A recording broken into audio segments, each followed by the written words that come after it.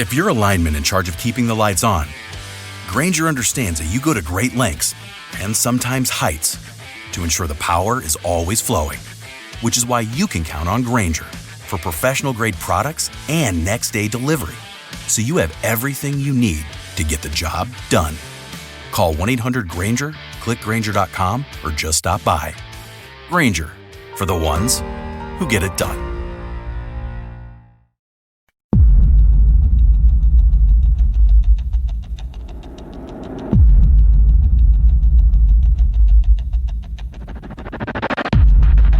It's Monday, June 2nd, and you're tuned to The Grind with Art Grindstone. Hope you shook off the weekend haze. I spent half of Sunday knocking rust off the old barbecue, only to realize I was out of propane. So if I sound extra hungry tonight, you know why. We've got a packed run sheet. The clock is ticking and satellites are blinking. But we've got the next 2 hours to sort signal from noise. First up, the world stage feels like a chessboard missing a few pawns. A U.S. standoff with Iran, Ukraine's nuclear hand grenade debate, and a warning from Blackwater founder Erik Prince about China's Belt and Road tightening around the globe. Keep your seatbelts clicked. That story alone could rattle your dashboard. Then we'll dig into a three-way collision of ancient omens and silicon dreams, tearing veils, AI cracking forgotten scripts, and the bold prediction that a machine singularity could hit as soon as 2025. If your smart speaker starts getting philosophical, maybe keep an eye on the power cord.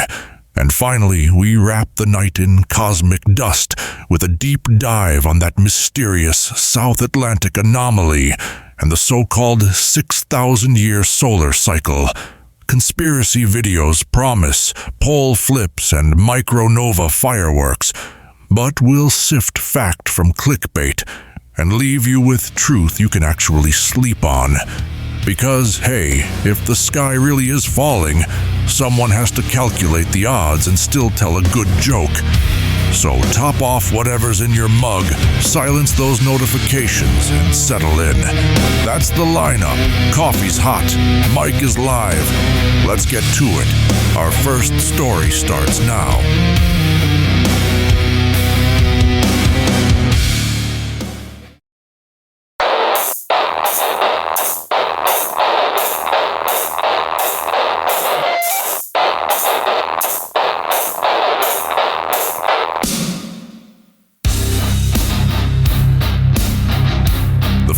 Of global conflict crackles louder tonight. Diving into this week's stories, we turn to rising geopolitical tensions. In the Strait of Hormuz, American destroyers shadow Iranian patrol boats like wary street dogs, each vessel's radar watching for the flicker of a missile plume.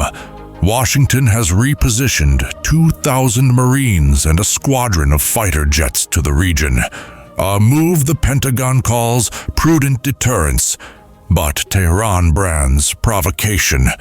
Oil tankers, the steel whales of global commerce, creep along escorted by drones instead of dolphins. According to Reuters, back-channel talks on reviving the nuclear deal have stalled, trapped between hardliners in both capitals. Supreme Leader Ayatollah Ali Khamenei demands full sanctions relief first. The White House insists on step-for-step verification. As heat shimmers off the Gulf, one misread radar blip could tilt diplomacy into gunfire, and that pressure cooker frames our next point. Farther north, Ukraine's parliament debates the unthinkable: whether the battered nation should seek its own nuclear deterrent if Western security guarantees fail. President Volodymyr Zelensky still pledges faith in NATO, yet daily shelling around the Zaporizhzhia plant underscores the fear that Moscow's power lies not only in tanks, but in atomic blackmail.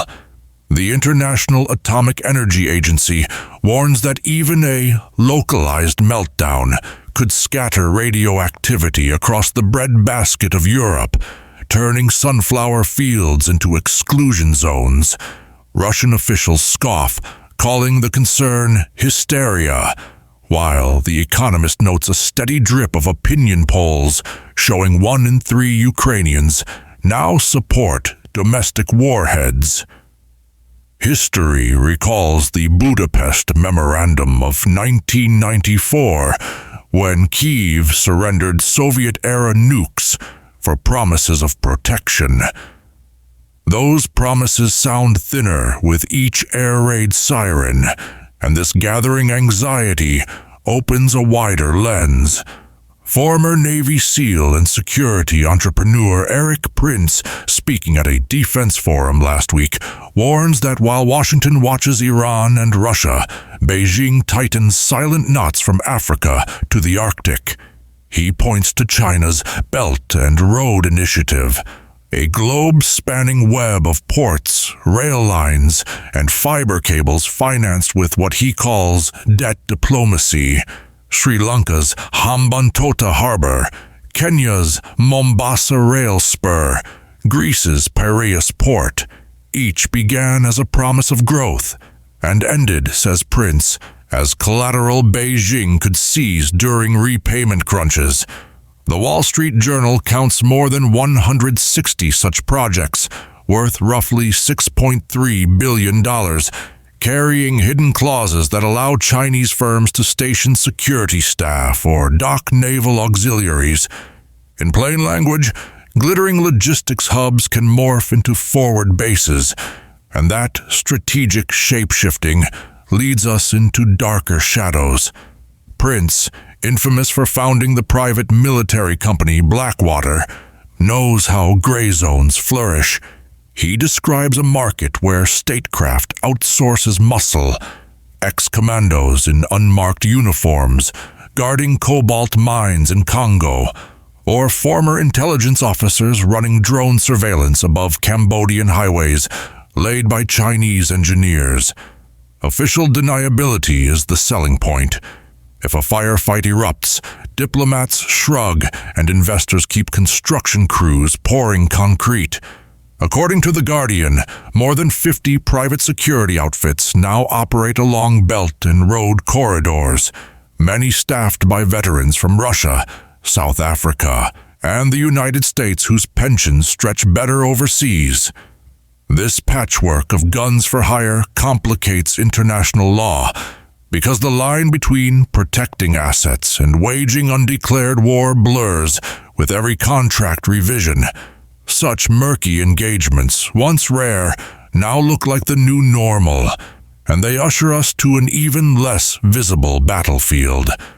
Cyberspace, that glowing backbone of 21st century life, trembles under parallel assaults.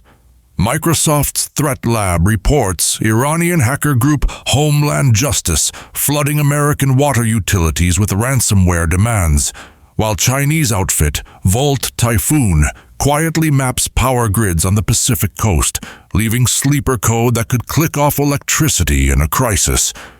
A former National Security Agency director likens the risk to digital landmines already buried under your driveway. Meanwhile, Ukrainian engineers write open-source software that shutters Russian propaganda sites, demonstrating how laptops can rival artillery. Add emerging artificial intelligence tools that draft phishing emails indistinguishable from genuine corporate memos, and every inbox becomes a potential Trojan horse. The Geneva Conventions never imagined a line of code could jam a hospital ventilator. Yet that is exactly what red-teamed simulations now prove. The frontier of conflict no longer needs exploding shells. An algorithm can silence a city, and that stark truth threads through all the tensions we have charted tonight. So where does this leave us? A simmering gulf, a nervous Kyiv, a Chinese supply chain laced with debt and gunmen, and a global internet wired for sabotage. The common theme is pressure, political, economic, technological, testing seams across continents. History teaches that pressure seeks release, often at the weakest joint, rarely where media spotlights shine. Staying informed is not alarmism. It is the civic inoculation against surprise. We will keep tracking these flashpoints as they evolve hour by hour, because sunlight, even at midnight, is the surest disinfectant. Next, cautionary tales from history and heavy metal lore.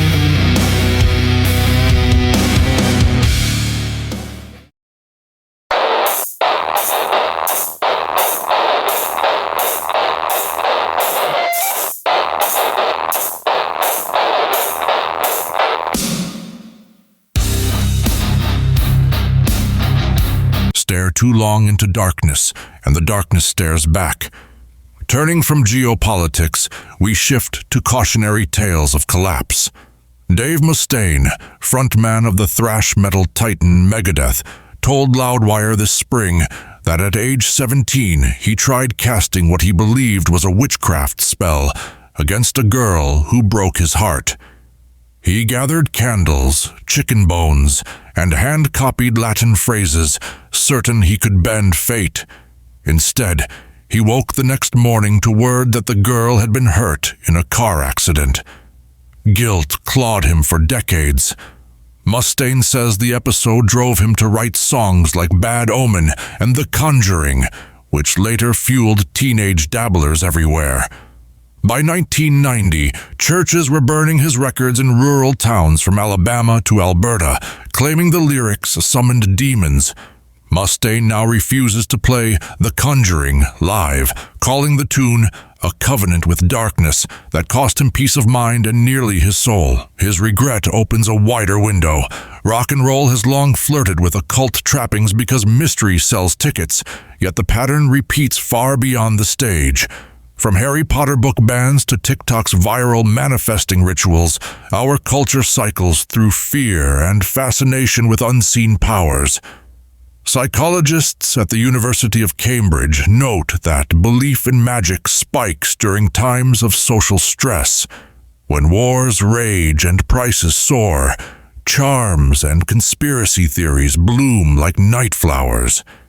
In the 1970s, parents fretted over backward messages on vinyl records.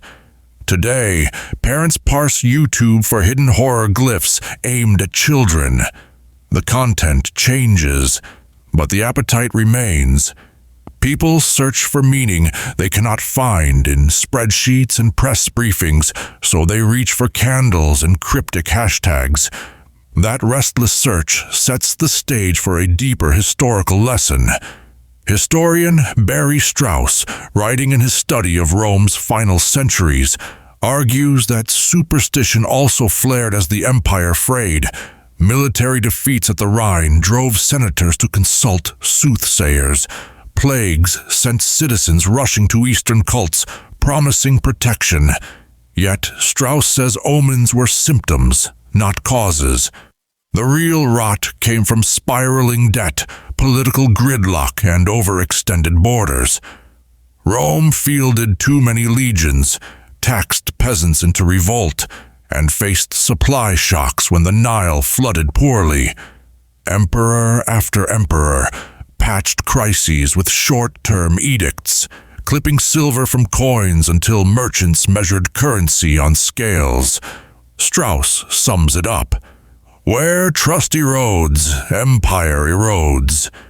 His warning echoes through musty scrolls to our neon age. Consider our own fault lines. Rising national debts, some topping $30 trillion, feel abstract until interest payments crowd out schools and bridges. Social media tribes mimic rival Roman factions, more eager to wound opponents than repair shared walls. A single cyber strike against power grids, pipelines, satellites could unravel supply chains as surely as Visigoths once burned grain stores. Climate swings whip up mega droughts, turning farmland to dust just as North African deserts swallowed Roman wheat fields. We differ from the ancients in technology, not in vulnerability. Like Rome, we own marvels yet rely on delicate networks that few citizens could fix if black screens replaced glowing ones. To borrow Mustaine's image, we have drawn a massive pentagram of global logistics. But any broken line may summon chaos rather than wealth. So what can late-night radio offer besides dread, perspective? Mustaine's confession reminds us that flirting with darkness has personal costs. Strauss's scholarship shows that ignoring slow decay breeds collective collapse. Both stories teach agency. Stop feeding illusions. Start reinforcing foundations. Whether that means civics classes, diversified energy grids, or simply talking across political lines, the antidote begins with honest eyes on reality. Stay curious, question hype, and remember that empires and guitar heroes alike fall when ego outruns humility. Up next, a trio of high-tech threats you won't want to miss.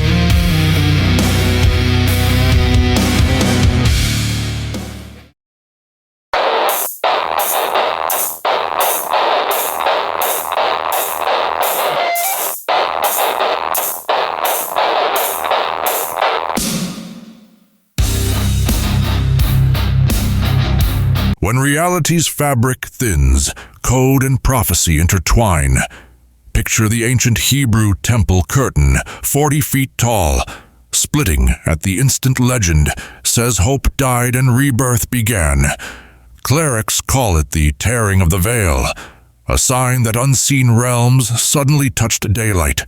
Fast forward 2 millennia, and the veil feels thin again. Planes vanish from radar for minutes. Stock markets swing hundreds of points on a rumor, and deepfake videos make the dead speak. Complexity scientists at the Santa Fe Institute say our connected systems now behave like a single mega-organism whose nerves fire faster than reason. One small shock, an outage, a tweet, can ripple into financial whiplash, civic unrest, or even planes grounded worldwide. Exactly the kind of butterfly effect mathematician Edward Lorenz warned about. He proved that tiny shifts in starting data could birth a hurricane weeks later, and today our starting data are live, messy, and public. Every sensor, smart fridge, and fitness watch feeds the storm, tugging at the veil thread by digital thread.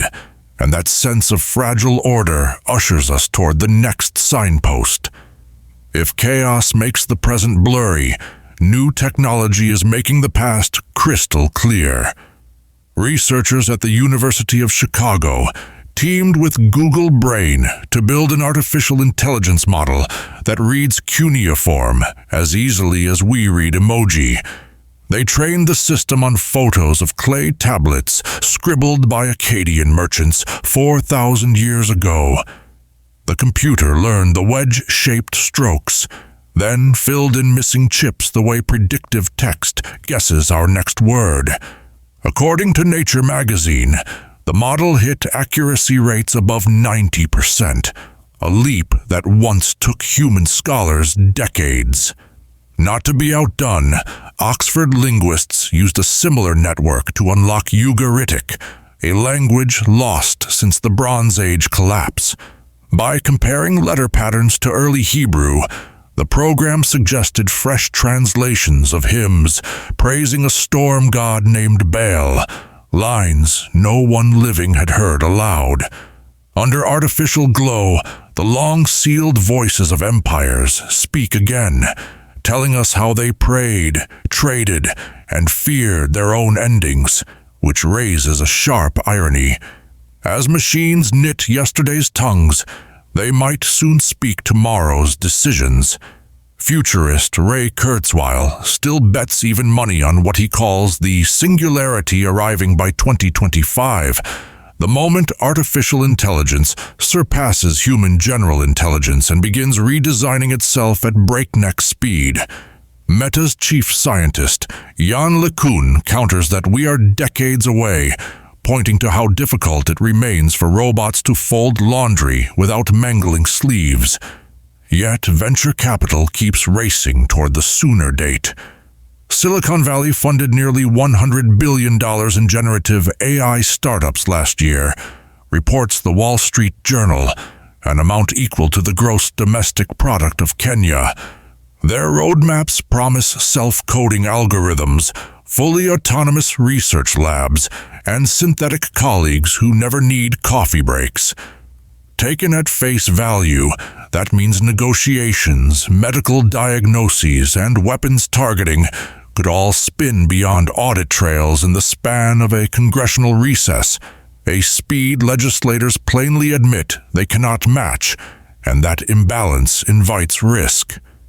Computer scientist Eliezer Yudkowsky argues that an uncapped superintelligence might treat human goals like roadblocks. He imagines a scenario where, in order to make paper clips efficiently, twists into strip mining the planet for metal. Others fear more mundane hazards, advanced phishing attacks drafted in perfect mimicry of our own writing, or fake research papers laced with harmful lab recipes. The United Nations cyber watchdog tallied over 200 major AI-assisted disinformation campaigns in the past 12 months, double the year before. Meanwhile, only 9 countries possess clear regulations on algorithmic accountability, so we confront a paradox: tools sharp enough to resurrect dead alphabets, but unboxed fast enough to slice the hands that swing them. If the veil truly tears, it may be a line of code, not a sword, that rips the cloth. And that haunting possibility circles back to chaos theory's core insight. Small acts matter, a single line carved in wet clay carried through millennia to teach us imperial fears. A single keystroke today may train or poison a model that shapes elections, medicine, or war. Whether the singularity lands in 2025, 3030, or never, the path there will be paved by choices we make before sunrise. Maybe we slow down, adding ethical circuit breakers and international treaties. Maybe we rush ahead, praying ingenuity outpaces calamity. Either way, the loom of history reminds us that veils tear when tensions grow unchecked, yet torn fabric can also let in light. Keep your curiosity bright, your skepticism sharper, and listen for echoes. Future code and ancient hymns share more resonance than you think. And coming after the break, a deep investigation into solar cycles and magnetic anomalies.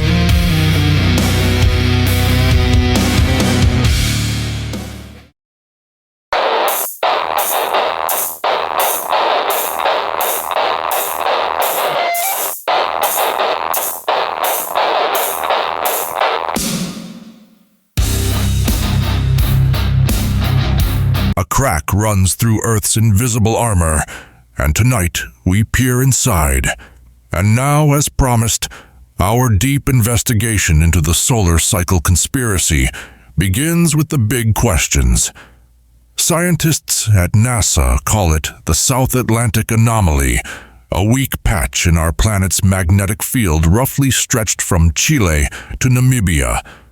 When satellites drift over this region, cosmic particles that should be deflected by magnetism instead slam their circuitry, flipping bits like mischievous poltergeists.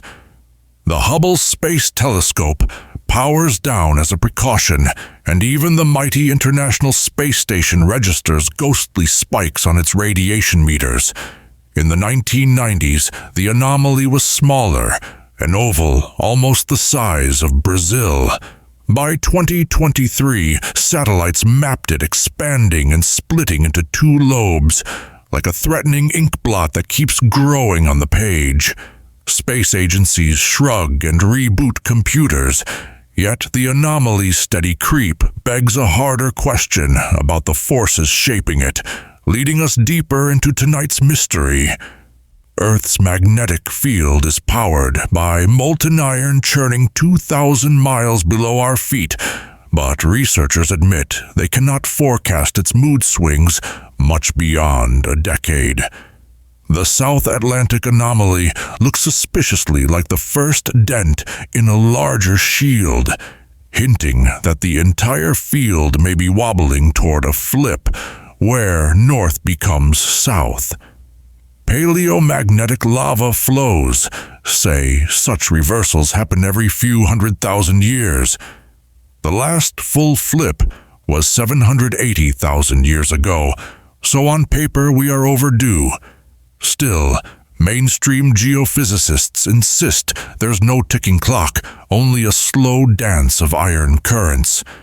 Into that uncertainty stride independent voices who stitch magnetism to the sun's own cycles, arguing that the anomaly signals a wider celestial rhythm, and their claims form the spine of tonight's conspiracy overview.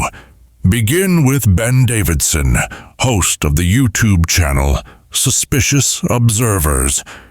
He warns of a 6,000-year solar disaster cycle, a grand heartbeat far longer than the well-known 11-year sunspot rhythm.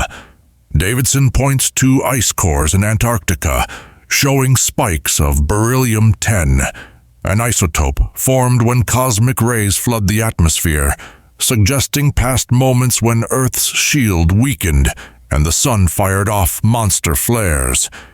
He argues the South Atlantic Anomaly is the modern prelude to another crescendo, set to climax in the next few decades with a solar micronova, his term for a shell of plasma that could strip satellites and flash-fry power grids. Critics call the evidence cherry-picked, noting that ice core dating carries error bars wide enough to steer a cargo ship through. Yet Davidson's daily space weather briefings draw hundreds of thousands of loyal viewers, proving that public hunger for cosmic narratives runs hot, and that hunger brings us to another prophetic voice. Enter Douglas Vogt, founder of the Diehold Foundation, who expands the idea into biblical proportions.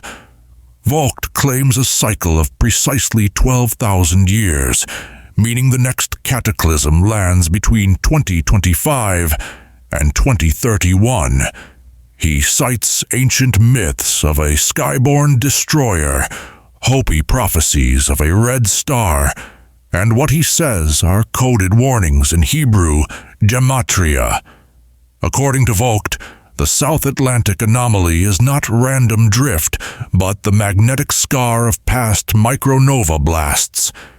He foresees an instant polar reversal that could shatter tectonic plates, triggering severe quakes as supercharged sunlight scorches half the globe.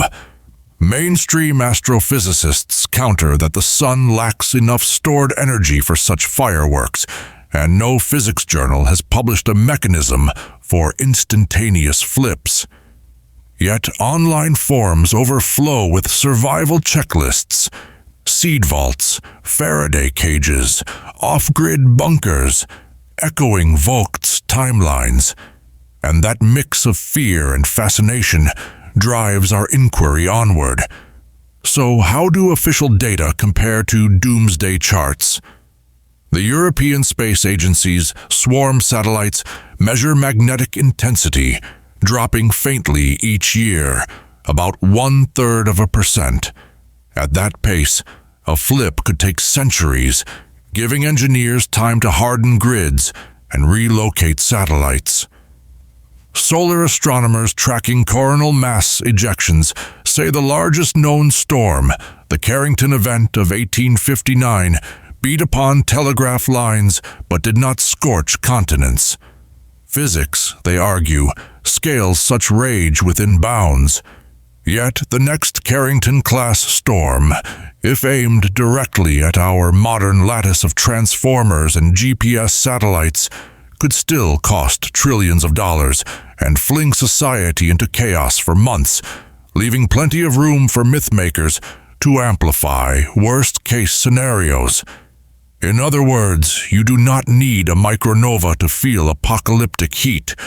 Garden-variety space weather plus a fragile infrastructure could do the job, and recognizing that nuance sets up the roadmap for our series. Tonight's Part 1 raised the flagship questions. Why is Earth's magnetic shield weakening fastest over the South Atlantic? Does the sun beat to a hidden 6,000-year drum? And are fringe researchers naming real patterns or spinning cosmic fan fiction? In Part 2, we will sift the evidence, ice cores, lava flows, and solar observatories to test each claim on its merits. We will also probe how fear travels through algorithms, turning scientific uncertainty into viral prophecy. So brew some midnight coffee and sharpen your skeptic's mind. In Part 2, we'll go down the rabbit hole of the supposed evidence and narratives.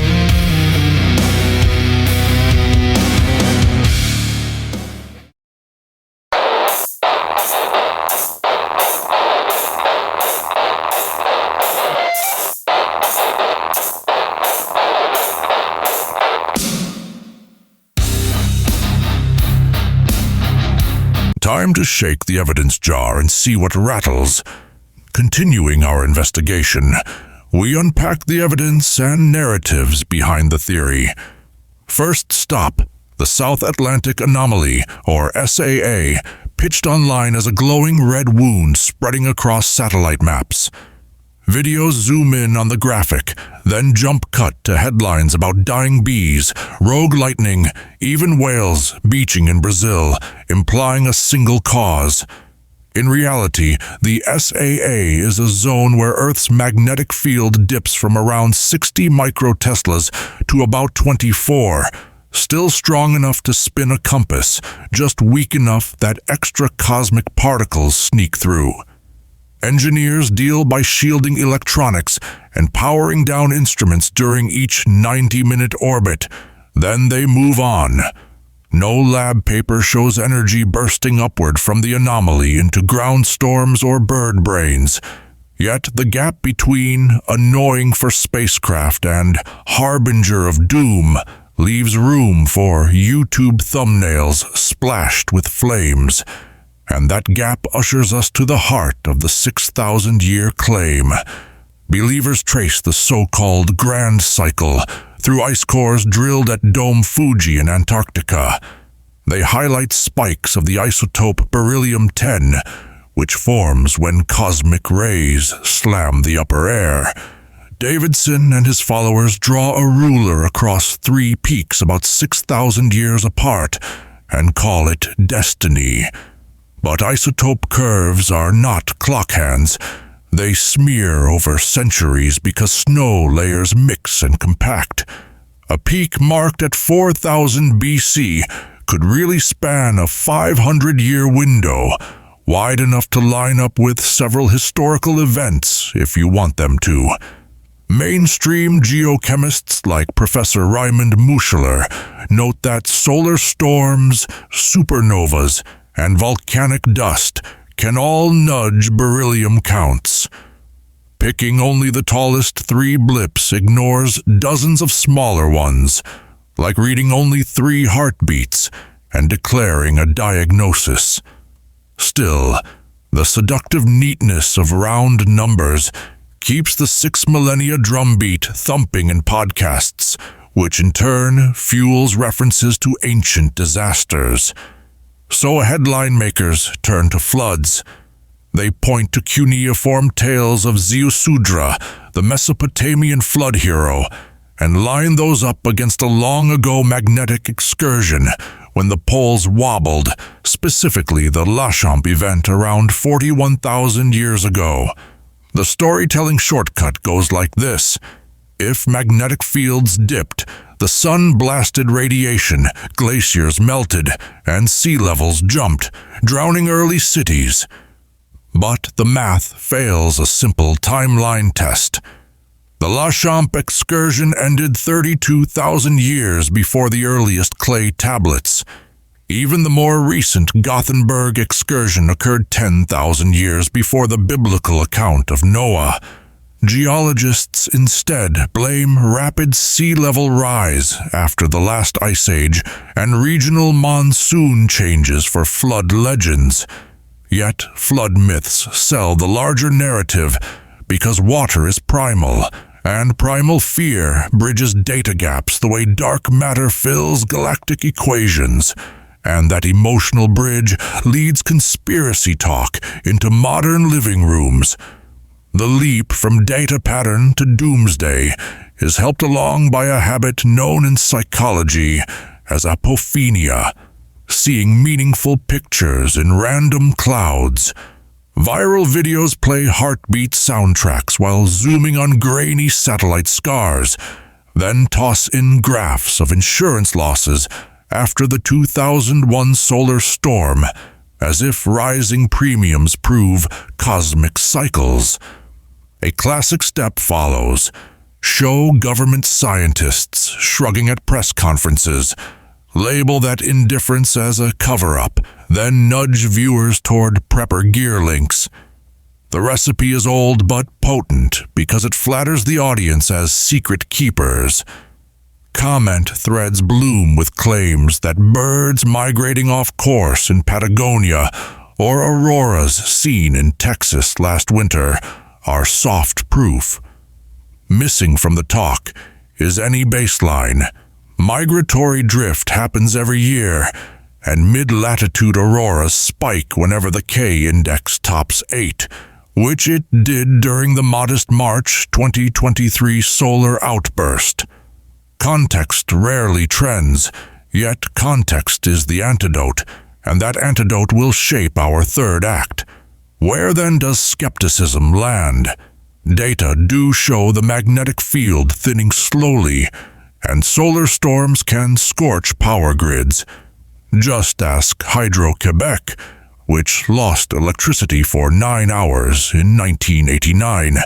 But a thinning field is not a cosmic guillotine, and no peer-reviewed model predicts a flip within our lifetimes. Even if a reversal started tomorrow, geologic records indicate it would crawl for several millennia, giving humanity more than one coffee break to adjust. As for the 6,000-year marker, if you broaden the sampling to include carbon-14 in tree rings, the neat rhythm dissolves into a jazz beat full of syncopated pulses.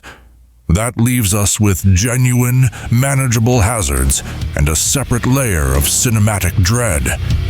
The challenge, and our promise for the next segment, is to slice the dread away from the danger so we can meet real risks without costume fangs. Next, in Part 3, we'll resolve the truths and myths to land the real takeaway.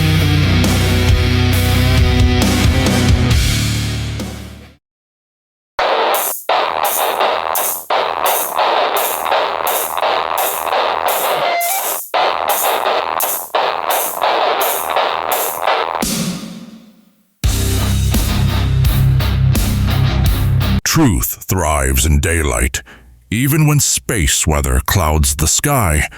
Now, to wrap up our investigation, we connect the threads and reveal the truth.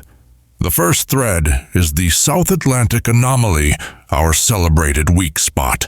Conspiracy videos call it a pre-eruption bulge, yet the European Space Agency's Swarm mission shows a gradual thinning of about 3% per decade, not an accelerating tear. Think of it as a dent in a car hood, not the engine exploding. Yes, extra radiation pings satellites, but ground-level radiation in Rio or Cape Town matches levels in New York. Pilots do not file alternate routes, and hospitals do not adjust X-ray doses. Mainstream geophysicists explain the anomaly as overlapping magnetic eddies inside Earth's liquid outer core, the same way ocean whirlpools can make a calm patch in rough seas. Those eddies shift each year, so the anomaly drifts westward like a slow storm cloud over the Atlantic. It is a maintenance problem for satellite engineers, not a ticking meteorological doomsday clock. That distinction sets the baseline for all other claims. Next comes the fabled 6,000-year solar rhythm. Solar physics rests on two sturdy cycles.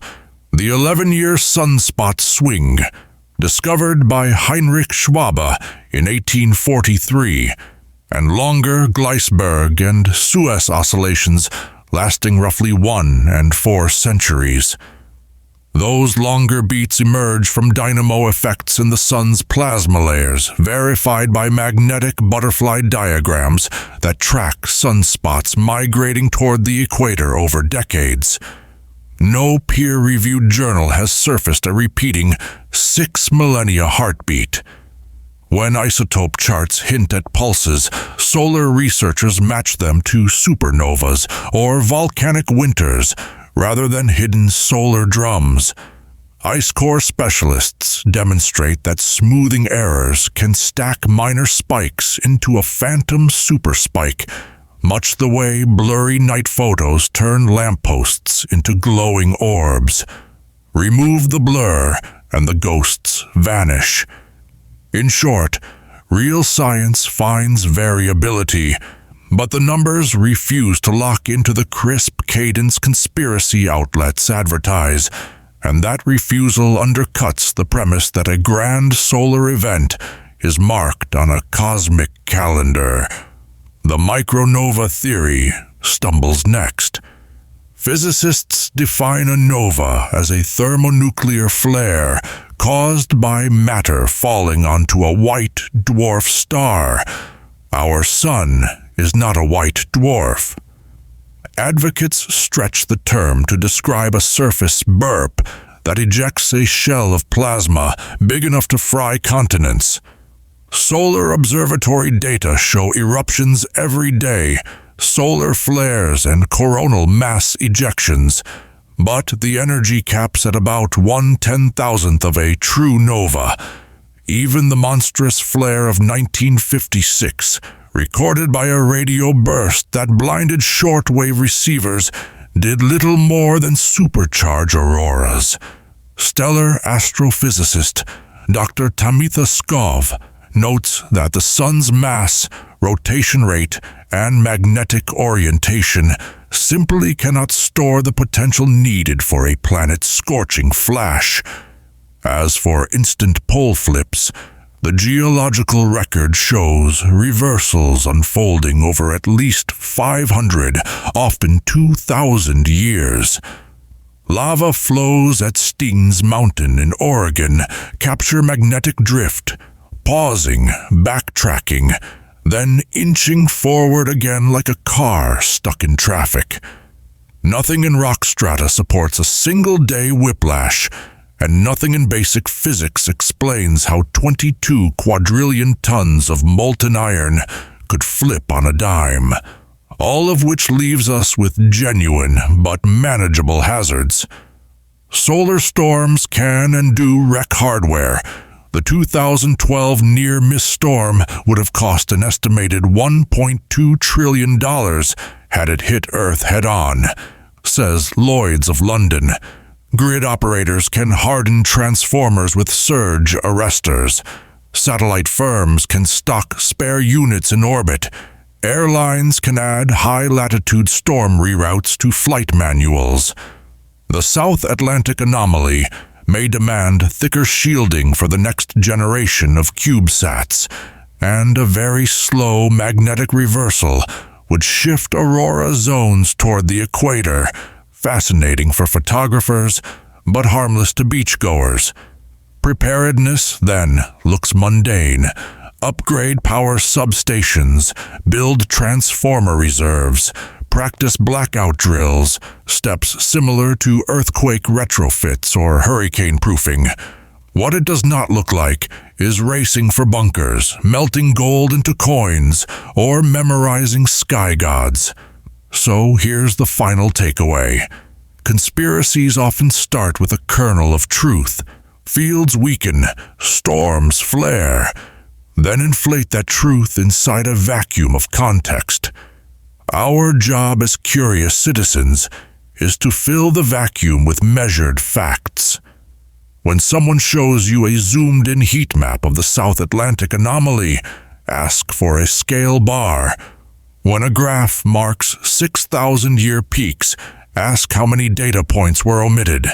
When a guru preaches instantaneous flips, look for a mechanism published outside his own newsletter. Skepticism is not cynicism.